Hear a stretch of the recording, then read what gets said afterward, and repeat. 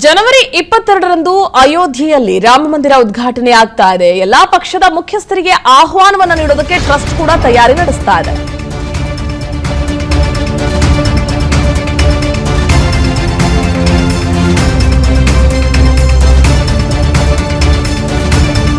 ಶೀಘ್ರದಲ್ಲೇ ರಾಮ ಮಂದಿರ ಟ್ರಸ್ಟ್ನಿಂದ ಆಹ್ವಾನ ನೀಡೋ ಸಾಧ್ಯತೆ.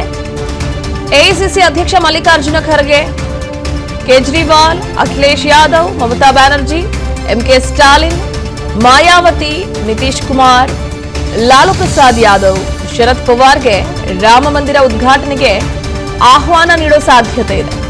ಸೊ ಶೀಘ್ರದಲ್ಲೇ ಎಲ್ಲಾ ನಾಯಕರಿಗೂ ಆಹ್ವಾನವನ್ನು ನೀಡುತ್ತೆ ಟ್ರಸ್ಟ್.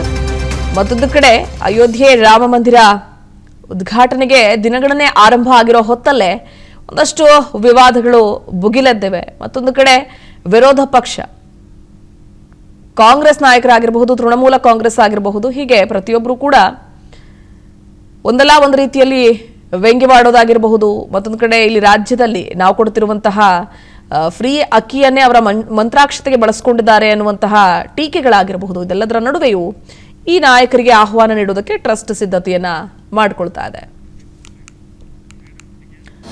ಅನುಕ್ಷಣದ ಸುದ್ದಿಗಳಿಗಾಗಿ ವಿಸ್ತಾರ ನ್ಯೂಸ್ ಯೂಟ್ಯೂಬ್ ಚಾನೆಲ್ ಸಬ್ಸ್ಕ್ರೈಬ್ ಮಾಡಿ. ಹೊಸ ಸುದ್ದಿಗಳ ನೋಟಿಫಿಕೇಶನ್ಗಾಗಿ ಬೆಲ್ ಐಕಾನ್ ಕ್ಲಿಕ್ ಮಾಡಿ. ಲೇಟೆಸ್ಟ್ ಅಪ್ಡೇಟ್ಸ್ಗಾಗಿ www.vistaranews.com ವೆಬ್ಸೈಟ್ಗೆ ವಿಸಿಟ್ ಮಾಡಿ. ಅಂಗೈಯಲ್ಲೇ ಜಗತ್ತಿನ ಸುದ್ದಿ ತಿಳಿಯಲು ವಿಸ್ತಾರ ನ್ಯೂಸ್ ಕನ್ನಡ ಆಪ್ ಡೌನ್ಲೋಡ್ ಮಾಡಿ.